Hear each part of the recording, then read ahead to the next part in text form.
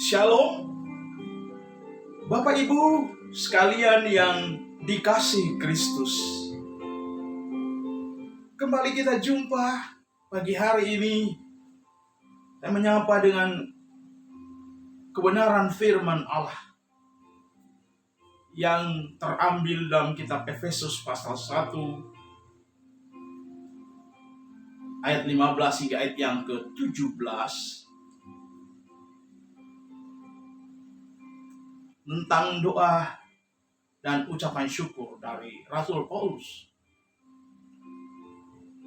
Karena itu, setelah aku mendengar tentang imanmu dalam Tuhan Yesus, dan yang kedua, dan tentang kasihmu terhadap semua orang kudus, aku pun tidak berhenti mengucap syukur karena kamu. Dan aku selalu mengingat kamu dalam doaku dan meminta kepada Allah Tuhan kita Yesus Kristus, yaitu Bapa yang mulia itu, supaya Ia memberikan kepadamu roh hikmat dan wahyu untuk mengenal Dia dengan benar.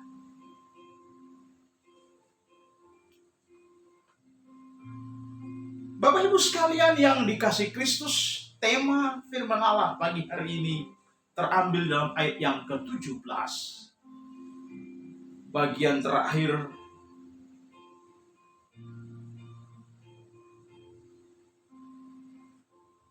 untuk mengenal Dia dengan benar.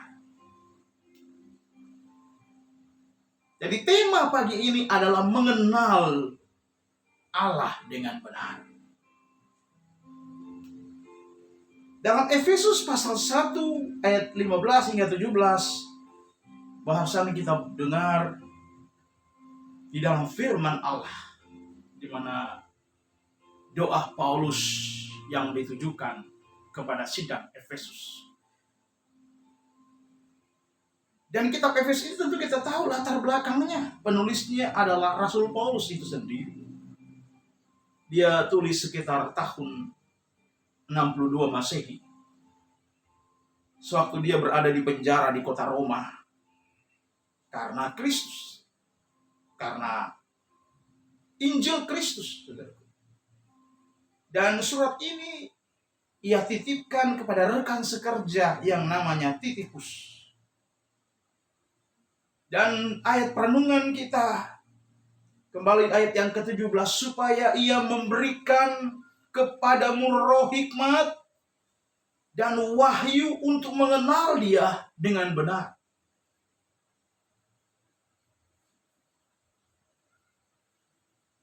Untuk kita mengenal Allah dengan baik dan benar, saudaraku, ada dua kunci yang disampaikan oleh Paulus di dalam ayat 17 tadi.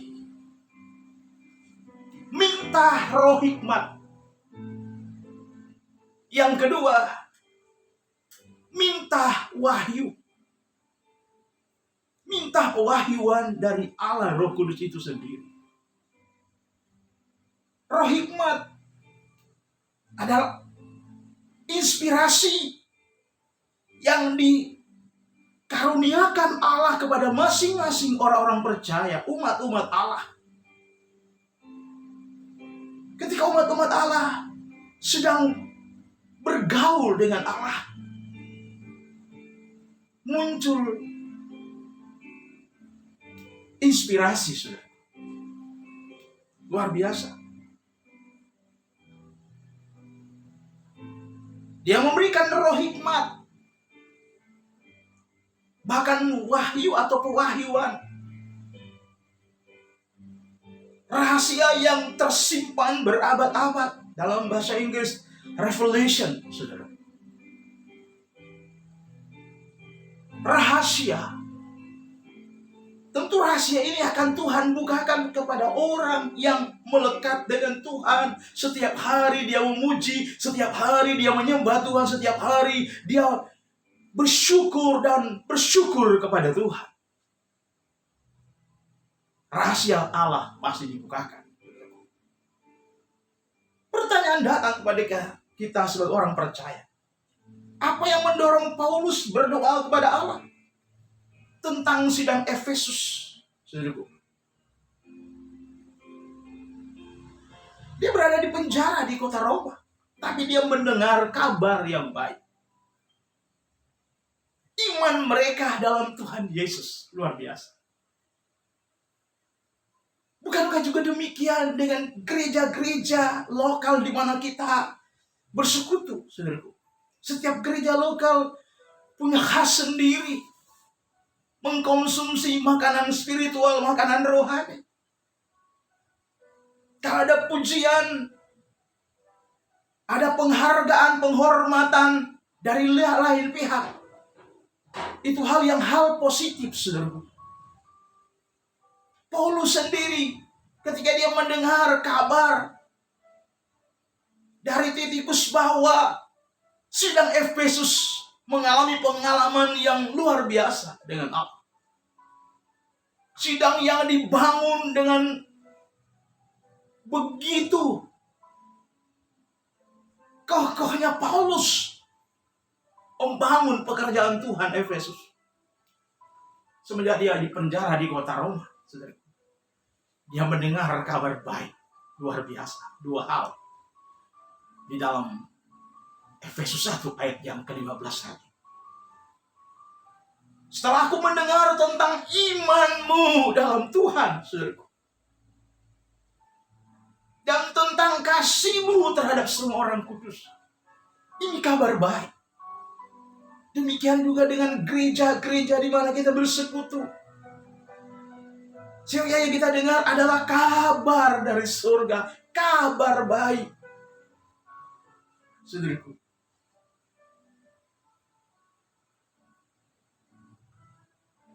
inilah alasan utama seorang Rasul Paulus berdoa kepada Allah tentang kehidupan jemaat Efesus. Sehingga dia protek melalui hikmat, minta hikmat dari Tuhan. Supaya umat-umat Allah diberi hikmat oleh Allah. Yang kedua, diberi wahyu oleh Allah.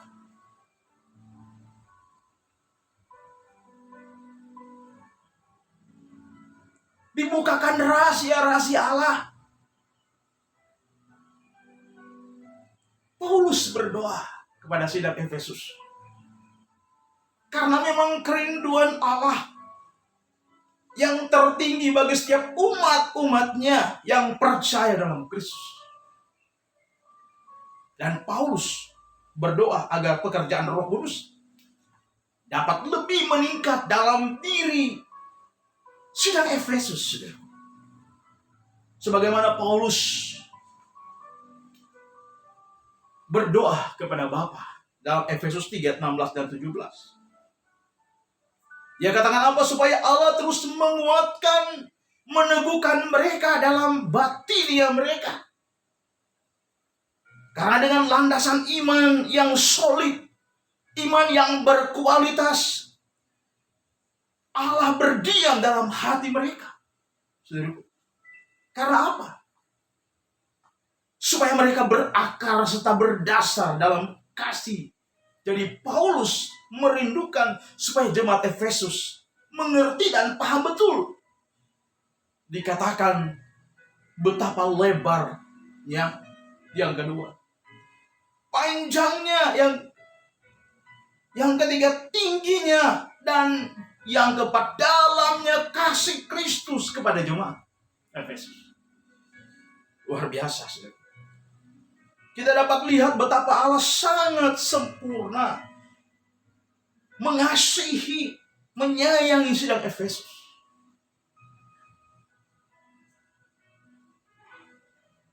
Di 7 sidang jemaat ditulis ada plus minusnya 7 sidang jemaat. Tetapi yang hebat dalam 7 sidang jemaat yang sangat spesial dipilih oleh Allah adalah sidang Efesus.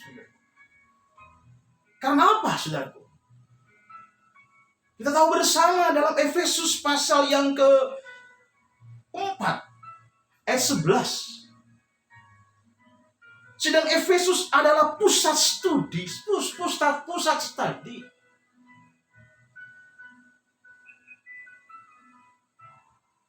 Pusat studi yang ideal. Mengapa dikatakan ideal?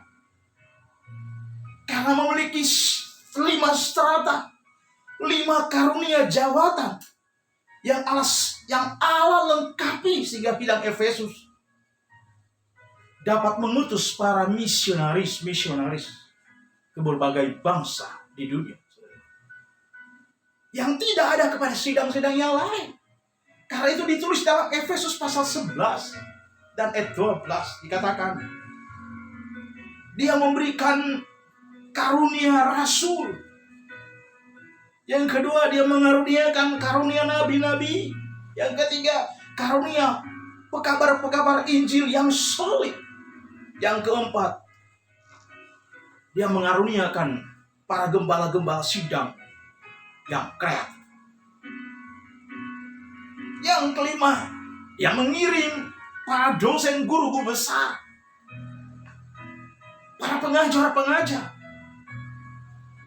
untuk memperlengkapi gereja Tuhan di Yerusalem.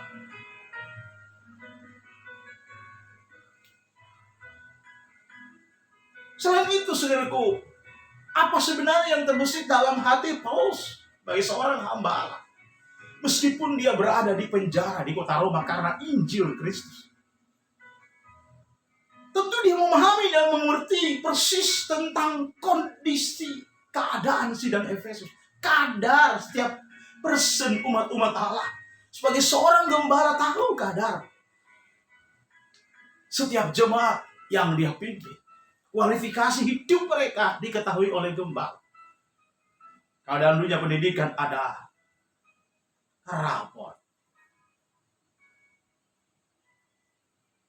Saudaraku, menjadi pergumulan berat dari Paulus, malah justru dia mengamati kehidupan sidang Efesus seiring dengan berjalannya waktu. Di balik keberhasilan mereka,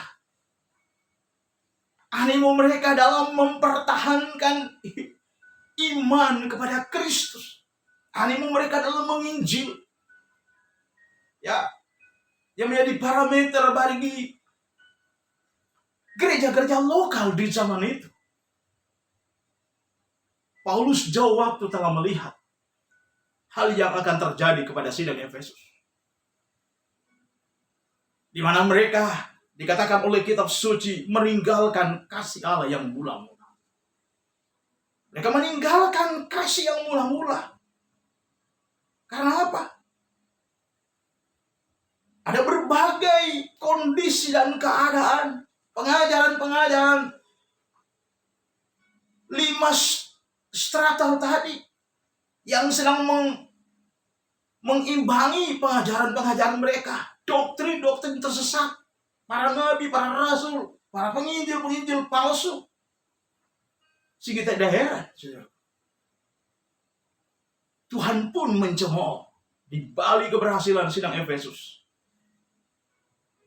Kalau kita melihat dalam Wahyu pasalnya yang kedua, saudaraku, Tuhan menegur sidang Efesus.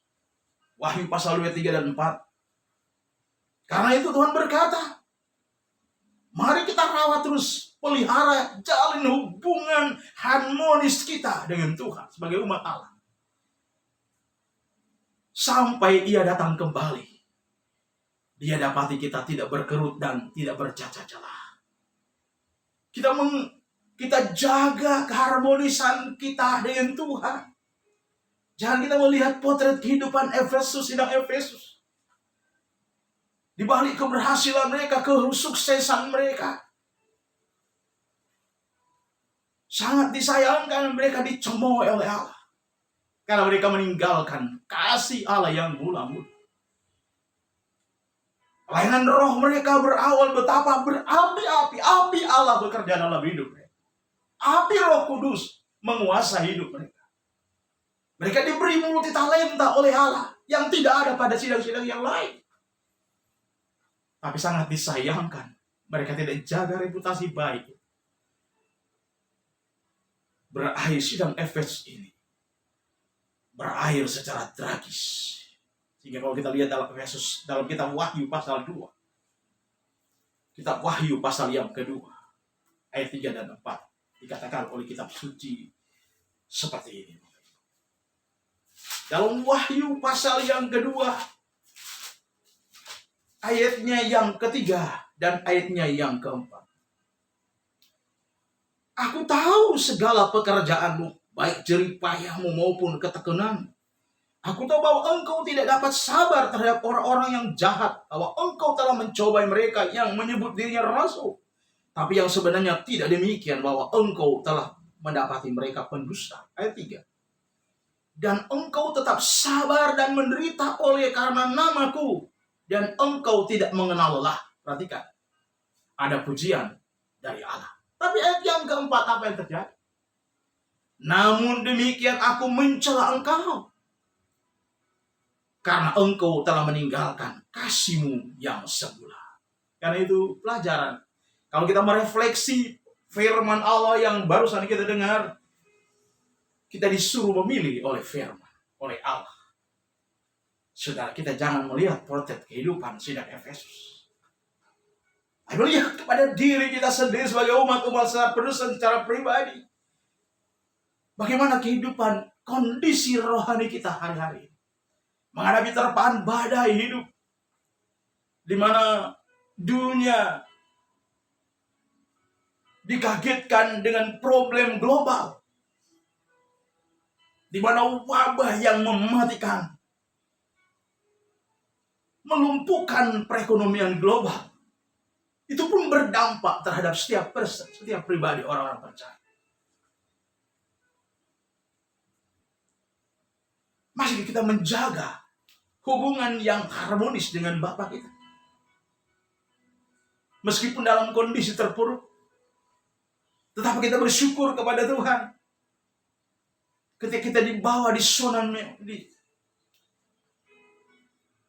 di lembah kekelaman, atau hanya saat Tuhan bawa kita di gunung, kita boleh bersyukur dan berglori bagi Tuhan. Karena itu pelajaran berharga buat kita sebagai umat-umat Allah. Berpotret kepada kehidupan gereja, 7 sidang jemaat, selain daripada sidang Efesus. Ada jemaat-jemaat Tuhan yang mendapatkan cemoohan dari Allah. Karena juga mereka meninggalkan kasih yang mulia, kompromi terhadap dosa. Karena itu kita boleh belajar mengedukasi diri kita supaya kita tidak seperti sidang Efesus, tidak seperti sidang Laodikia meninggalkan kasih Allah. Tidak dingin, tidak panas. Awalnya mengikuti pergerakan Allah secara pribadi, mana Allah berkarya dalam hidup. Tapi lambat laun, semakin lama bukan semakin maju, bukan semakin greget, tapi semakin melempem, semakin lemah, semakin kendor iman. Tapi saya percaya, meskipun dasar daerah pandemi, zaman pandemi ini, di mana COVID-19 melumpuhkan peradaban global dan tidak lepas bangsa kita Indonesia, tapi kasih karunia Allah senantiasa ada dalam hidup kita. Dia tidak akan pernah membiarkan dan meninggalkan kita. Dia berkata dalam Mazmur 121 ayat 1 sampai ayat 8. Dia tidak pernah terlelap, dia tetap jaga hidup kita. Dia tetap pelihara hidup kita. Dia mencukupi kebutuhan kita sehari-hari. Di saat kita lemah, dia datang. Di saat kita sakit, dia melawat kita. Di saat kita tidak berdaya, dia memberi kemudahan kepada kita. Dalam usaha mungkin kita awal gagal, tapi lambat laun dengan ketekunan dan kesabaran berakhir berkat Allah mengalir dalam hidup setiap pribadi, rumah-rumah tangga kita. Karena apa? Rahasianya adalah melekat kepada Tuhan. Rahasia adalah melekat kepada Tuhan. Karena itu kata tema firman Allah pada pagi hari ini dikatakan, kenallah Tuhan dengan baik dan benar. Mengenal Allah dengan benar, saudara. Kalau kita mengenal Bapa kita dengan benar, tentu kita akan mengasihi Dia secara utuh. Tidak akan pernah menyimpang ke kanan dan ke kiri. Sebagaimana sidang Efesus yang menyimpang ke kanan dan ke kiri. Demikianlah kebenaran firman Allah yang kami bagikan buat jemaat Tuhan pada pagi hari ini. Kiranya Tuhan memberkati kita semua pada pagi hari ini. Mari kita tunduk kepala, kita berdoa. Bapa yang baik, kami bersyukur kepadamu Bapa pagi hari ini. Kami telah mendengar kebenaran firman Allah, di mana kami lihat berpotret kepada sidang Efesus. Nah, Efesus adalah sidang yang mendapat hikmat dan pewahyuan dari Allah itu sendiri. Dan kemajuan daripada sidang Efesus, gereja Efesus, menjadi parameter bagi gereja-gereja yang lain, di mana mereka adalah pusat studi, pusat pekabaran Injil, melahirkan para tokoh-tokoh Alkitab, tokoh-tokoh yang solid dalam pekabaran Injil. Tetapi sangat disayangkan, mereka tidak jaga kepercayaan Tuhan, sehingga gereja ini pun mendapatkan cemoohan dari Allah. Karena itu kami mau belajar supaya kami di awal dengan roh, berakhir dengan roh, sebagaimana yang layaknya bagi Tuhan. Di mana Tuhan mengajar gereja Tuhan, mengajar jemaat Tuhan, supaya tetap solid dengan Tuhan, mengasihi Tuhan. Di saat limpah tetap bersyukur, di saat susah tetap bersyukur. Kalau kami bersyukur dan bersyukur, Tuhan selalu menolong, memelihara hidup kami. Setiap saat, seberapa lama Tuhan kehendaki kami hidup, kami selalu bersama-sama dengan Tuhan. Di dalam nama Tuhan Yesus Kristus, kami berdoa, mengucap syukur. Haleluya. Haleluya. Amin. Shalom. Tuhan memberkati kita semua pada pagi hari ini. Haleluya.